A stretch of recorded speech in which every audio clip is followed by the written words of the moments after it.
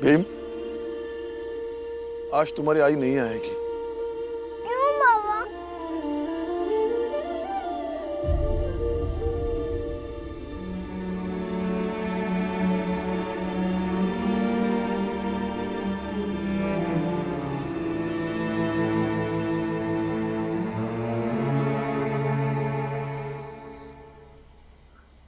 क्योंकि आज तुम आई के लिए लड़कर आ रहे हो और ये साबित करके आ रहे हो कि भले ही तुम्हारी आई की मृत्यु हो गई है, लेकिन वो भूत नहीं बनी।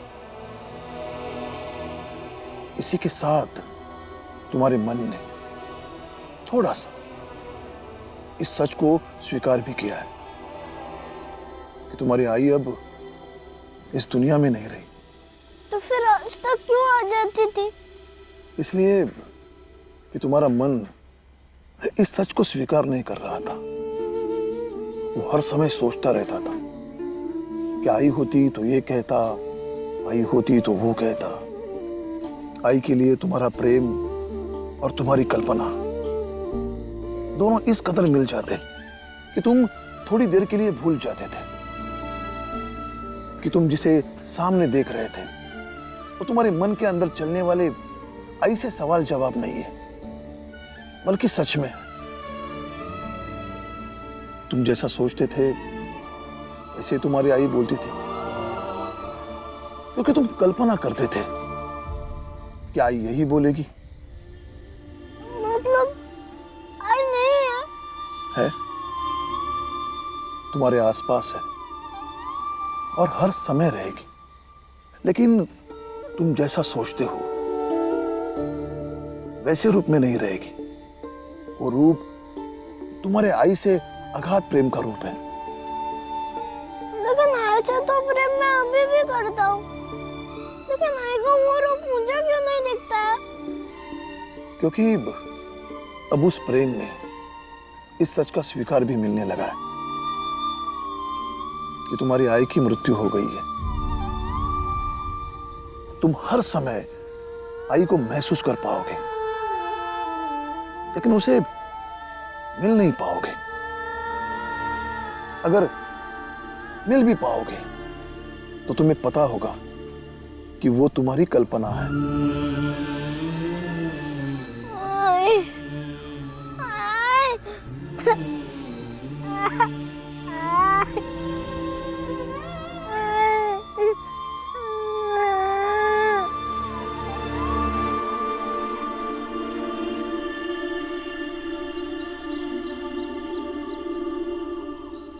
नमस्ते सेठ जी। रुको राम जी, आज से कार्यालय आने की कोई जरूरत नहीं है।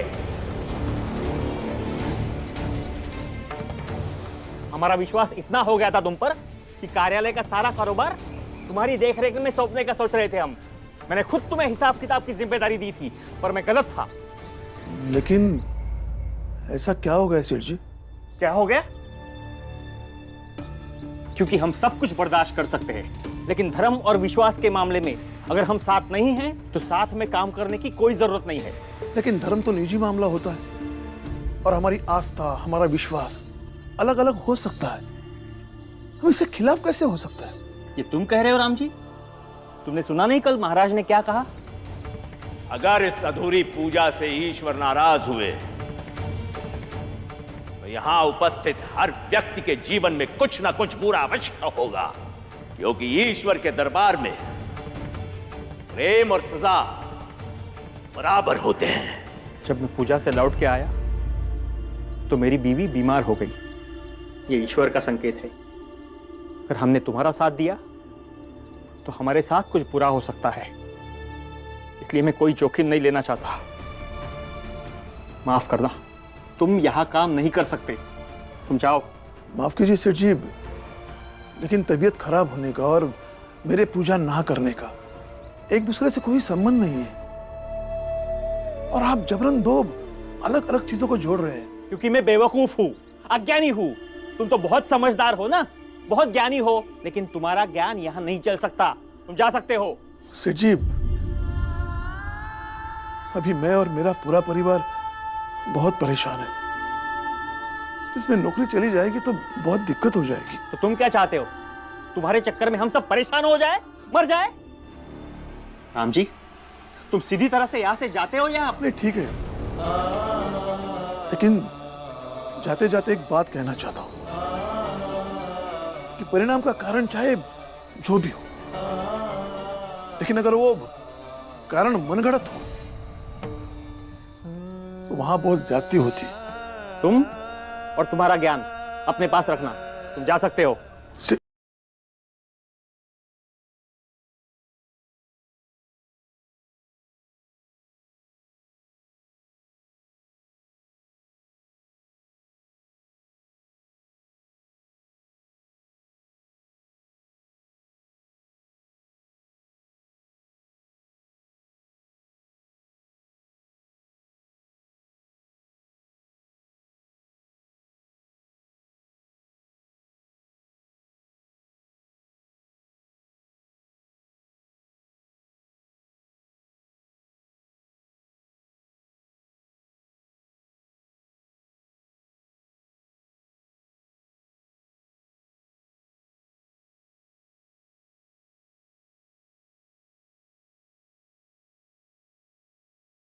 आप जा रहे हो? सब ठीक तो है ना? हाँ, सब ठीक है। फिर कर्मठ और वक्त का पाबंद व्यक्ति अपने काम से बेवक्त लौट के क्यों जा रहे हैं? अब मैं यह काम नहीं कर सकता। अब ये क्या हो गया? अभी तो मैं वहां झाड़ू पोछा कर रही थी, थोड़ी देर बाहर क्या गई, इतना सब कुछ हो गया।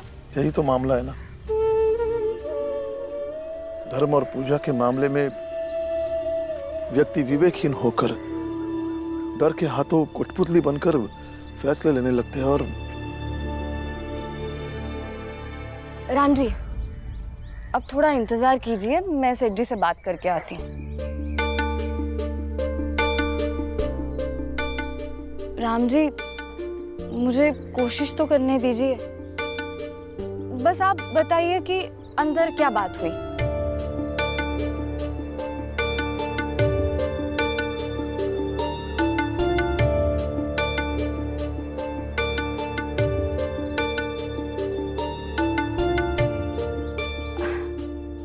आप रुकिए, मैं अभी आती हूँ।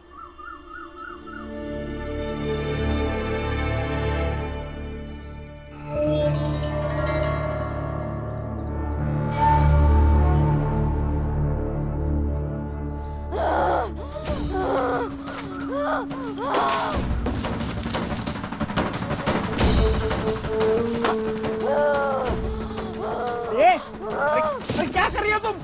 अरे ये सब क्यों फेंक रही हो? राजू, बली, आ जा यहाँ। हाँ सेठ जी।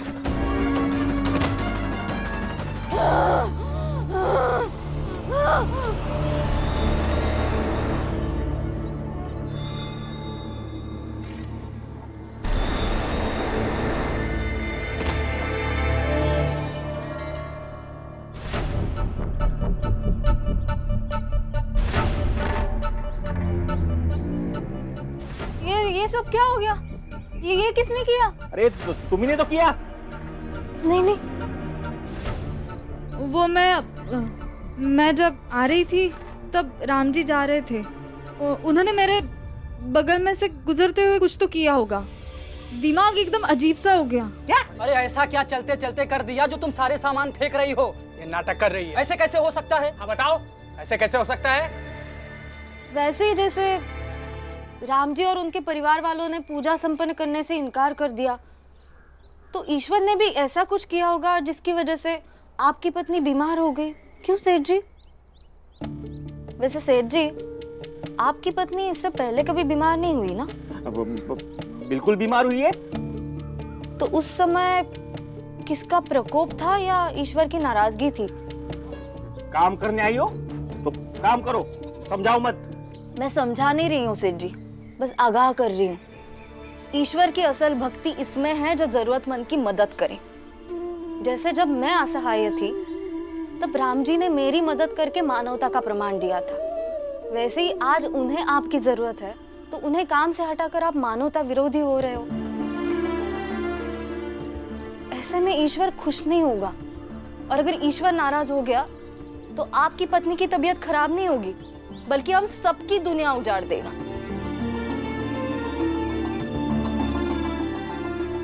जिस राम जी के होने से आप अपने परिवार के इतने करीब पहुंचे, परिवार का महत्व समझे, वो राम जी आपके और आपके परिवार के लिए बुरे नहीं हो सकते। आप अपने घर के लिए बहुत कम समय देते हो, थोड़ा समय परिवार को भी दीजिए। परिवार साथ रहा तो जीवन सफल हो जाता है। सिर्फ तुम्हारे कहने पर आज इतने साल बाद जिंदगी में पहली बार हम शादी की वर्षगांठ मना रहे हैं। भीमाबाई का आखिरी सपना है, मरते मरते वो आखिरी पल भी ना खुद उदास रहना चाहती है और ना ही अपने कारण दूसरों को उदास देखना चाहती है। आप जाइए और अपनी वर्षगांठ मनाइए। मुझे इन सब लोगों ने भी बताया था। आप भी वो सब याद कीजिए और माफ कर दीजिए राम जी को। ठीक है, तुम लोग जाओ, अपना काम करो।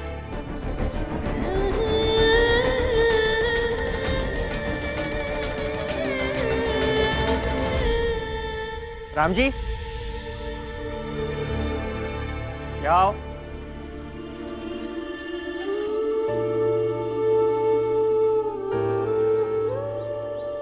जी सेठ जी। इस औरत ने तुम्हारी बहुत तरफदारी की है, और कुल मिलाकर मुझे भी बात समझ में आई कि तुम्हें काम से नहीं निकालना चाहिए, लेकिन वो मामला हमारे धर्म और मान्यताओं का था, इसलिए थोड़ा जज्बाती हो गया।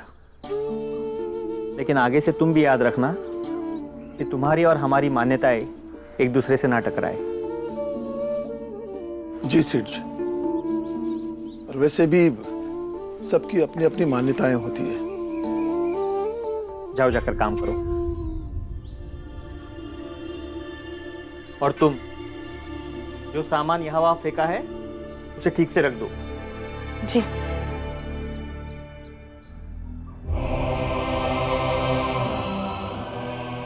आपका बहुत बहुत शुक्रिया।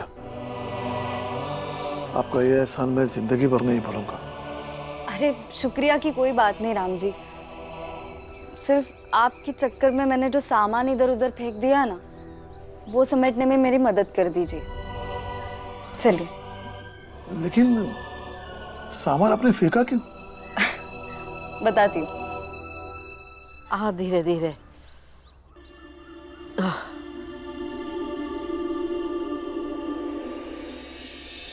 आई के लिए तुम्हारा प्रेम और तुम्हारी कल्पना दोनों इस कदर मिल जाते। तुम जैसा सोचते थे वैसे तुम्हारी आई बोलती थी, क्योंकि तुम कल्पना करते थे।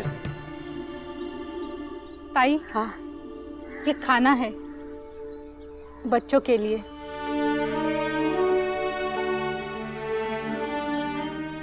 लेकिन इसकी क्या जरूरत थी? भीमाबाई के जाने के बाद हमारा दायित्व और भी बढ़ गया है ना। बच्चों की आई तो नहीं बन सकते हम, लेकिन आई जैसी बनने की कोशिश तो कर ही सकते हैं। काकी, अब सबकी बात ठीक है, लेकिन आप ऐसे परेशान मत होइए। अरे इसमें परेशानी की कोई बात नहीं है भीम। आप लोग अगर अपना काम छोड़कर रोज हमारे लिए यहाँ आएंगे तो हमें अच्छा नहीं लगेगा। हम ठीक हैं और ठीक रह लेंगे, और अगर जरूरत होगी तो हम आपके घर आकर आपसे खाना मांगकर खा लेंगे। आप सब हमारी आई ही हैं, और एक बेटा अपनी आई को ऐसे परेशान नहीं देख सकता।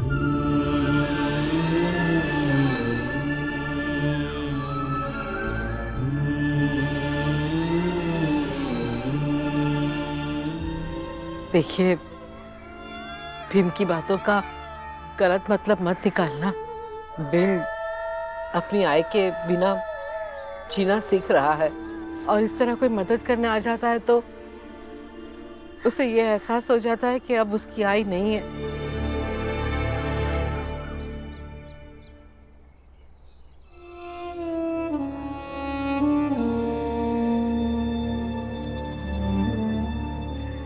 ये तो गलत है बीवा। आए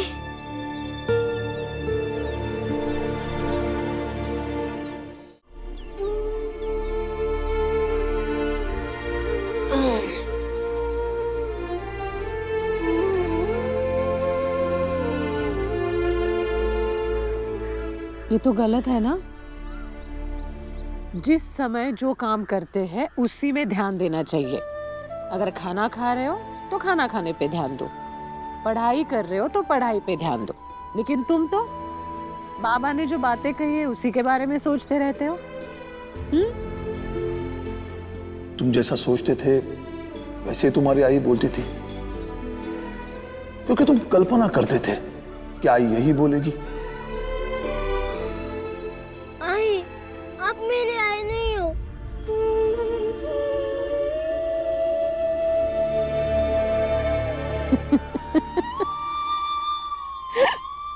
ये क्या बात हुई?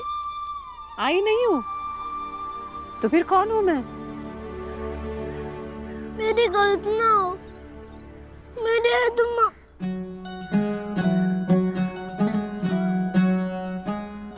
मर गई है, मुझे छोड़कर चली गई है। और मैं जानता हूँ वो कभी लौट कर नहीं आएंगी।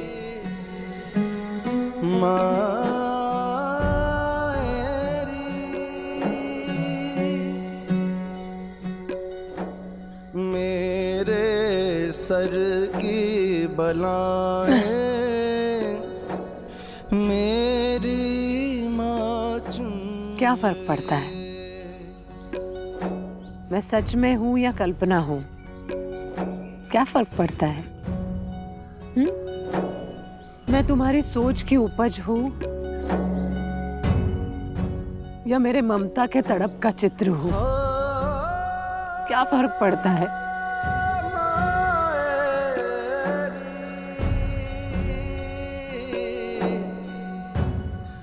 मैं हूँ तो तुम्हारी आई ही ना। अम्बेडकर गुरुजी कहते हैं कि जैसे जैसे वास्तविकता हावी होने लगती है, कल्पनाओं का संसार धीरे धीरे खत्म हो जाता है। और मेरी कल्पना भी समय के साथ कमजोर पड़ जाएगी और अब फिर से चली जाएंगी। और मैं दोबारा आपको जाने नहीं दे सकता है।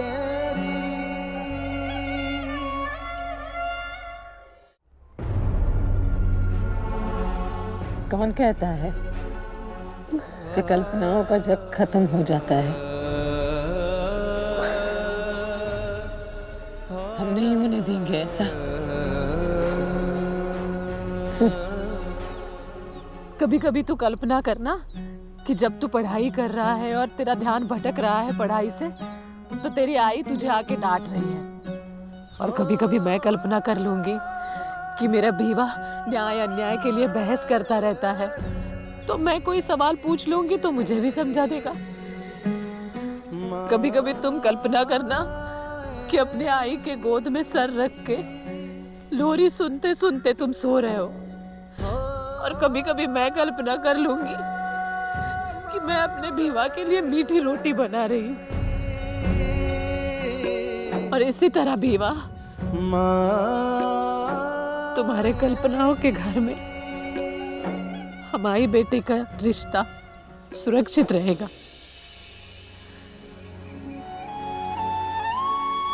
हमेशा हमेशा के लिए,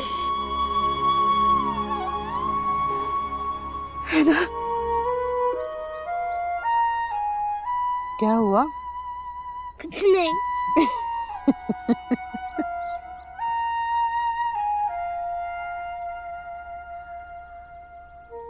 भीम, भीम घर चल, वो खाने के लिए बुला रही है। भीम घर चल, आई कहीं नहीं है। आई को देखने के भ्रम से बाहर निकल। भ्रम नहीं है आनंद भैया, कल्पना है।